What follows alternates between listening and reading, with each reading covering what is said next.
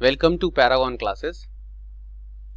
Class 11th के आज के टॉपिक में लेक्चर में आपको वेक्टर चैप्टर के कुछ इंपॉर्टेंट क्वेश्चंस करवाए जाएंगे। थ्योरेटिकली वेक्टर के जितने आपको रूल्स हैं, बस अब ये 2-3 जो स्पेशल टाइप क्वेश्चन आपको करवाए जा रहे हैं आज। तो चलते हैं हमारे, ये आपके पास फर्स्ट क्वेश्चन है आज का। काफी इंपॉर्टेंट क्वेश्चन है, एनसीईआरटी वगैरह सभी किताबों में गिवन होता है और आपको सॉल्व करने का मेथड दिखाते हैं। पहले क्वेश्चन पढ़ते हैं हम। क्वेश्चन कहता है a man can swim with a speed of 4 kilometre per our in still water. 4.0 लिखा है बट 4 किलोमीटर ही कहेंगे इसे। 4 kilometre per our in still water, यानी एक इंसान, एक आदमी स्टिल वाटर में, स्टिल वाटर मीन्स रुका हुआ पानी, जैसे स्विमिंग पूल में होता है, उसमें स्विम कर सकता है 4 किलोमीटर पर आवर की स्पीड से। How long does he take to cross a river 1 kilometre wide if the river flows steadily at 3 kilometre per hour and he makes his strokes normal to the river current. Question mark के बाद दूसरा part भी पूछा गया है इसमें। How far down the river does he go when he reaches the other bank.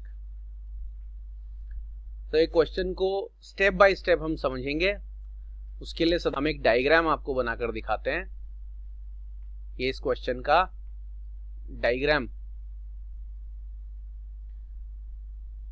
इस diagram में ये हम एक रिवर करेंगे एज्यूम, और रिवर के दोनों बैंक्स यानी दोनों किनारे आपको दिखाते हैं। ये आपकी बना दी गई रिवर।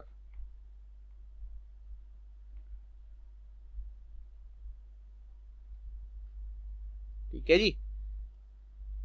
इस रिवर में फ्लो कर रहा है वाटर।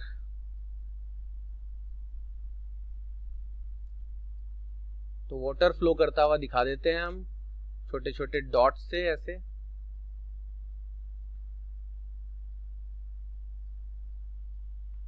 ये आपका वाटर फ्लो कर रहा है लेफ्ट टू राइट। ठीक है जी, ये लो, यानी वाटर का जो फ्लो है वो इस डायरेक्शन में, और वाटर के फ्लो की जो स्पीड है वो 3 किलोमीटर पर आवर है। अब आपसे कहा गया है कि एक ये जो रिवर है, इस रिवर की विड्थ भी आपको दे रखी है।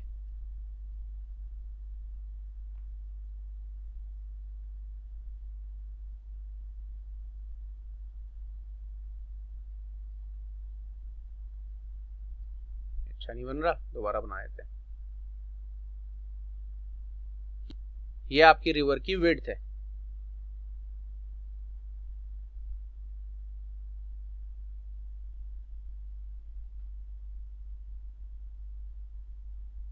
कितनी है रिवर की विड्थ? 1 किलोमीटर। अब आपसे कहते हैं कि एक आदमी इस रिवर को क्रॉस कर रहा है और वो ऐसे क्रॉस करना चाहता है। क्वेश्चन में एक लाइन यूज करी गई है, क्या लाइन है वो भी दिखाते हैं। A man can swim with a speed of 4 kilometer per hour in still water. How long does he takes to cross a river 1 kilometer wide if the river flows steadily at 3 kilometer per hour and he makes his strokes normal to the river current? He makes his strokes का मतलब वो stroke यानी हाथ पांव चलाकर river current के normal, ये जो आप एंगल देख रहे हो, ये रिवर का फ्लो दिखाएं।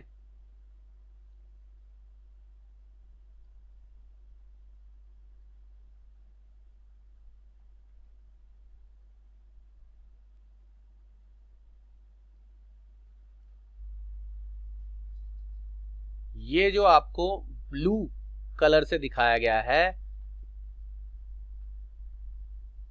आर,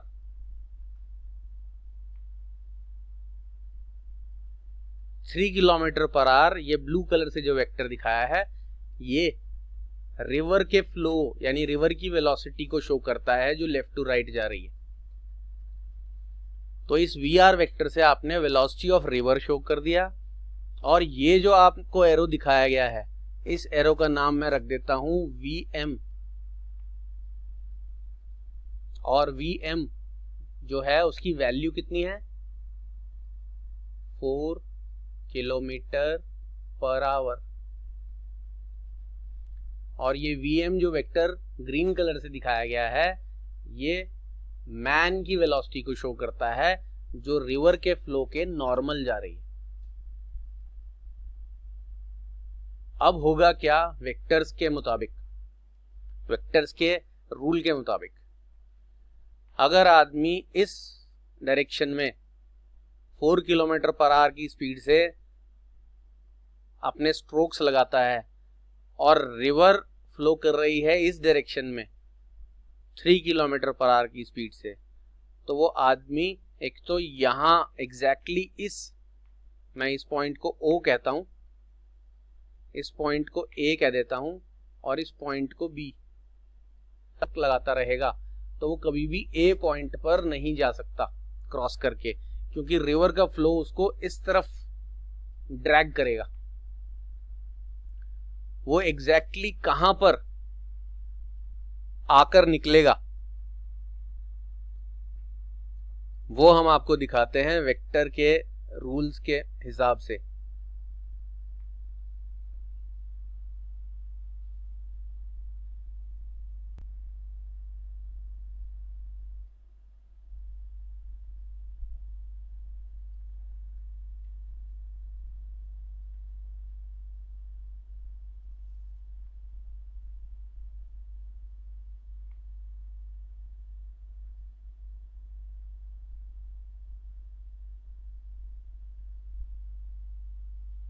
हमने क्या किया, O से B तक ये रिवर की वेलोसिटी इस वेक्टर से शो की जा रही थी और O से A तक मैन की वेलोसिटी शो की जा रही थी। इन दोनों वेक्टर्स के ऑपोजिट और पैरेलल हमने दो वेक्टर्स बनाए हैं और अब हमारे पास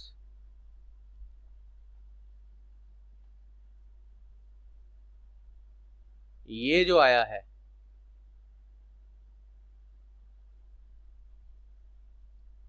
बल्कि इसे हटा देते हैं, ऐसा करेंगे।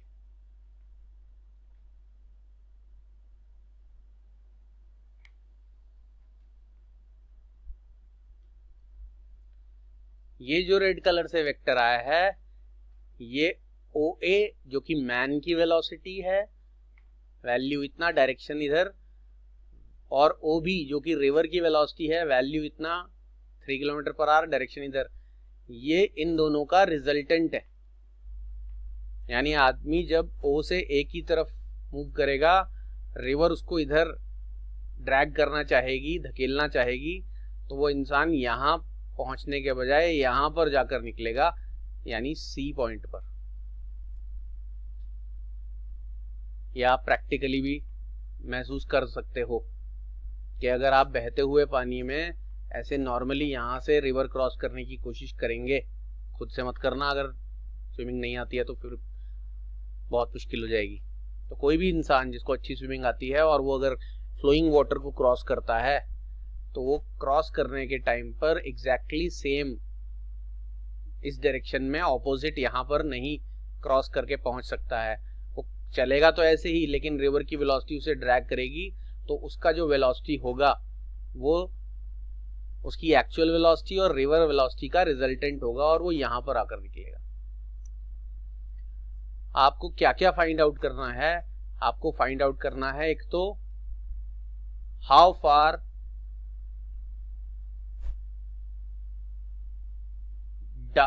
फार does he go, how far down the river does he go when he reaches the other bank. ये एक बैंक है जहां से वो इस रिवर में जंप करता है, इस बैंक पर निकलता है। निकलना चाहता था ए पॉइंट पर, निकला है सी पर। यानी एक तो आपको ये फाइंड आउट करना है, इसे x मान लेते हैं। ये डिस्टेंस कहलाता है how far down the river.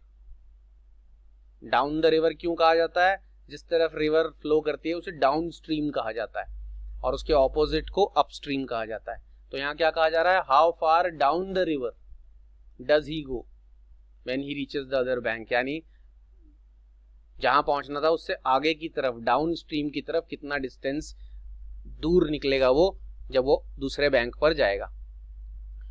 और पहला बात क्या सीखना है? How long does he take to cross a river 1 kilometre wide. यानी आपको टाइमिंग निकालना है रिवर को क्रॉस करने का। तो सबसे पहले आपको टाइमिंग निकाल के दिखाते हैं। टाइमिंग निकालने के लिए हम एक फॉर्मूला यूज करेंगे। फॉर्मूले का नाम है speed is equal to distance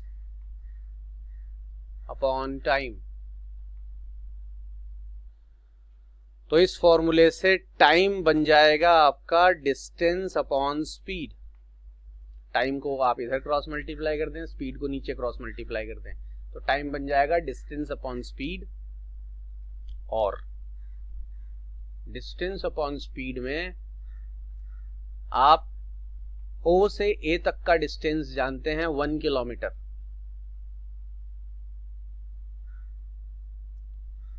और आदमी की स्पीड क्या है? ये किलोमीटर्स में लिया है और स्पीड है उसकी 4 किलोमीटर पर आवर। तो डिस्टेंस आपने रिवर की विड्थ जो डिस्टेंस है उसने वो क्रॉस करना है और स्पीड उसकी 4 किलोमीटर पर आवर है। तो डिस्टेंस और स्पीड आपने वैल्यू रख लिया, किलोमीटर से किलोमीटर कैंसिल हो जाएगा। आपके पास टाइमिंग क्या आएगा? 1/4 आवर्स। और 1/4 आवर्स का मतलब होता है 15 मिनट्स। अगर आप इसे 60 से मल्टीप्लाई करोगे तो ये 15 मिनट्स। वैसे मिनट्स में कन्वर्ट करने की ज़रूरत नहीं है, यहाँ 1/4 आवर्स लिखेंगे तो भी चल जाएगा। बस आप 1/4 आवर से उतना ज़्यादा रिलेट नहीं कर पाते तो 15 मिनट्स आपको समझ में आ जाता है। तो पहला आपका पार्ट क्लियर हो गया। लेकिन इस पार्ट में क्वेश्चन बच्चों के दिमाग में राइज होता है। ऐसे तो जब फेस टू फेस क्लास चल रही होती है तो वो क्वेश्चन वहीं के वहीं बच्चों से पूछा जाता है कि कोई क्वेश्चन राइज हुआ दिमाग में, बच्चे बताते हैं हाँ जी ये, नहीं बताते तो हम बता देते हैं कि ये क्वेश्चन राइज होना चाहिए दिमाग में। लेकिन यहाँ पर बच्चों को एक मौका दिया जा रहा है। इस पोर्शन को देखकर अगर कोई क्वेश्चन राइज होता है तो बच्चे उस क्वेश्चन को मुझसे कॉल करके पूछेंगे, होना चाहिए। और अगर नहीं राइज होता है तो भी कॉल पर ये पूछेंगे कि क्या क्वेश्चन राइज होना चाहिए था। मैं वो क्वेश्चन भी बताऊंगा और उसका आंसर विद रीजन बताऊंगा। लेकिन जब तक पहले आप एक बार इसको सोचते नहीं हो तो डायरेक्टली मैं ही वो क्वेश्चन राइज करके और वह डायरेक्टली आंसर बता दूं तो बच्चों को वो कॉन्सेप्ट क्लियर नहीं होगा। तो इसलिए वो क्वेश्चन अगर राइज हो रहा है तो अच्छी बात है, लेकिन अगर नहीं भी हो रहा है तो सोचें कि क्या इसमें ऐसी चीज है जो थोड़ा सा ऐसी है अनयूजुअल सी। तो पहला पार्ट के लिए मैंने क्या किया? Speed is equal to distance upon time का फॉर्मूला लगाया। आदमी यहां से कूदा, उसने कितनी विड्थ की रिवर पार की? 1 किलोमीटर। स्पीड उसकी 4 किलोमीटर पर आवर ली। Time taken to cross the river 15 minutes या 1/4 आवर्स निकल गया। अब आपको बताते हैं x निकालने का तरीका, x निकालने का कॉन्सेप्ट। इस पूरी डायग्राम में 3 डिस्टेंसेस और 3 स्पीड्स हैं। मैं आपको बता देता हूं।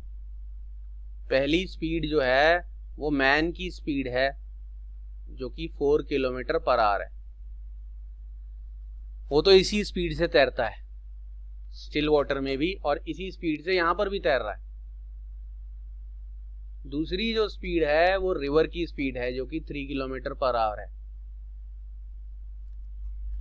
और तीसरी जो स्पीड है वो ये इस रेड कलर के वेक्टर से दिखाई गई है, जो इन दोनों का, आदमी की स्पीड और रिवर की स्पीड का रिजल्टेंट है। यानी आदमी भले ही 4 किलोमीटर पर आवर की रफ्तार से अपने हाथ पांव मार रहा है, लेकिन रिवर की स्पीड उसमें ऐड होने की वजह से या रिवर की स्पीड उसे ड्रैग करने की वजह से रिवर में कूदने के बाद ऑटोमेटिकली उसकी स्पीड 4 के बजाय ये हो गई है। और ये आप चाहो तो फाइंड आउट भी कर सकते हो। फाइंड आउट कैसे करेंगे?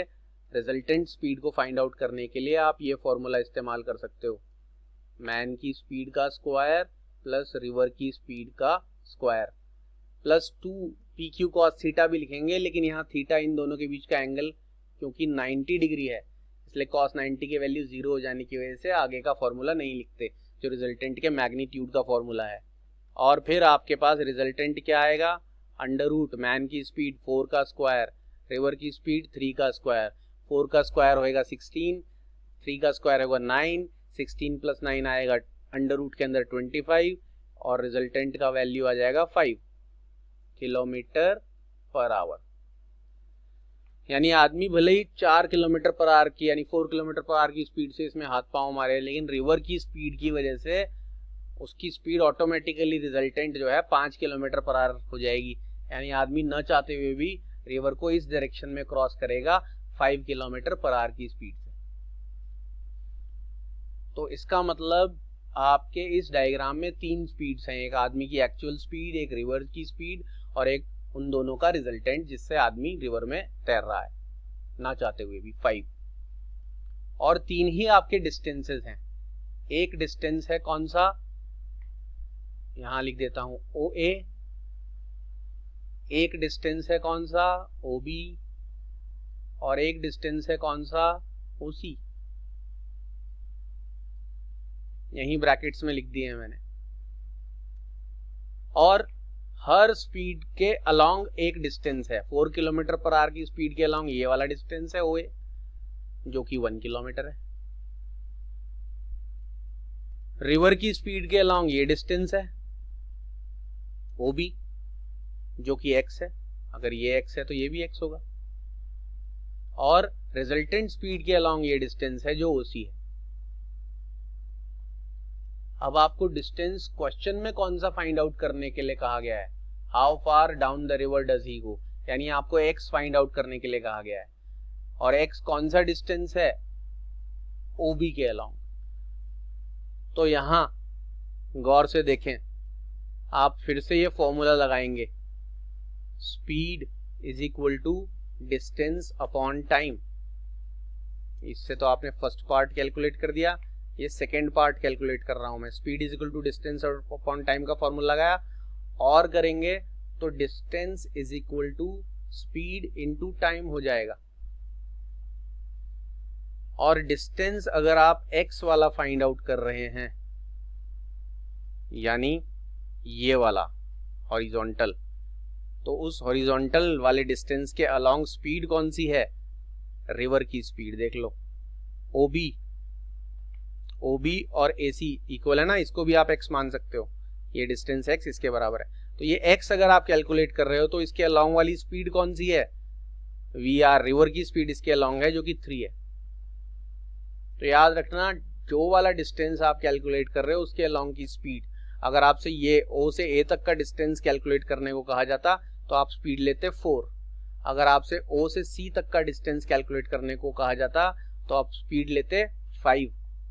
तो जौन सा डिस्टेंस कैलकुलेट करने के लिए कहा जाए वो वाली स्पीड ले लेनी है। यहाँ x के अलोंग वाली स्पीड है 3 किलोमीटर पर आवर, और टाइमिंग आपके पास ऊपर है।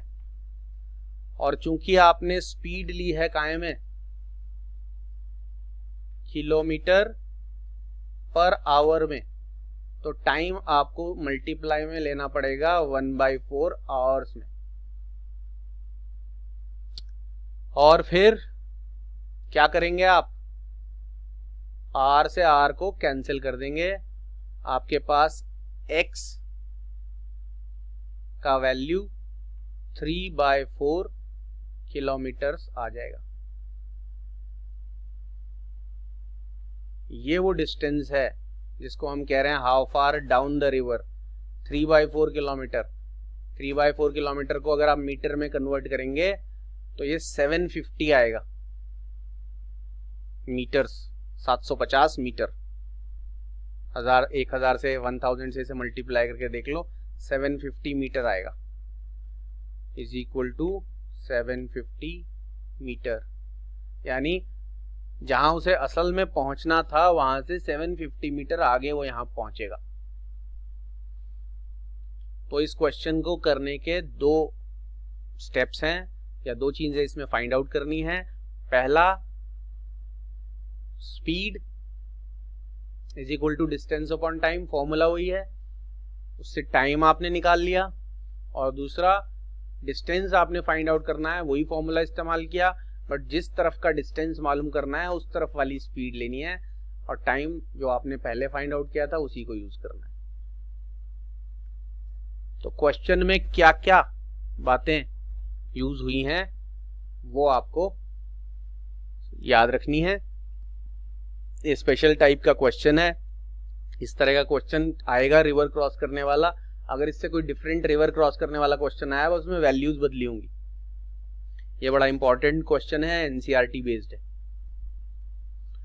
अब मैं 2 क्वेश्चन बच्चों को सॉल्व करने के लिए दे रहा हूं, वो मैं क्वेश्चंस भेज दूंगा बच्चों को इस चैप्टर के जस्ट बाद। और वो क्वेश्चंस अगर सॉल्व नहीं हो पाते हैं तो मुझसे कांटेक्ट करेंगे, वो भी सॉल्व करके दिखा दिए जाएंगे। इसी के साथ हमारा ऑफिशियली वेक्टर चैप्टर कंप्लीट होता है। जो क्वेश्चंस अभी तक नहीं भेजे गए हैं वेक्टर के, जिस टॉपिक के, उस टॉपिक के क्वेश्चंस मैं अब नेक्स्ट पेपर में बच्चों को सेंड कर दूंगा। अगला लेक्चर जो है वो हमारा स्टार्ट होगा दोबारा से काइनेमेटिक्स, और काइनेमेटिक्स को हम कंटिन्यू करेंगे और उस चैप्टर का नाम होगा motion in a plane, projectile motion, very very important. उस चैप्टर में वेक्टर्स का बहुत इस्तेमाल है, इसीलिए काइनेमेटिक्स को बीच में रोककर वेक्टर्स कराया गया। काइनेमेटिक्स में अब तक आप क्या क्या पढ़ चुके हो? Uniform motion in a straight line, और यूनिफॉर्मली एक्सेलरेटेड मोशन, और मोशन अंडर ग्रेविटी। तो अब मुलाकात होती है नेक्स्ट चैप्टर के लिए। न्यूमेरिकल्स का क्या करना है वो आपको बता ही दिया गया है, बाकी बच्चे मेरे से फोन पर जरूर कांटेक्ट में रहें। तो मिलेंगे अब अगले लेक्चर पर, तब तक के लिए goodbye and take care.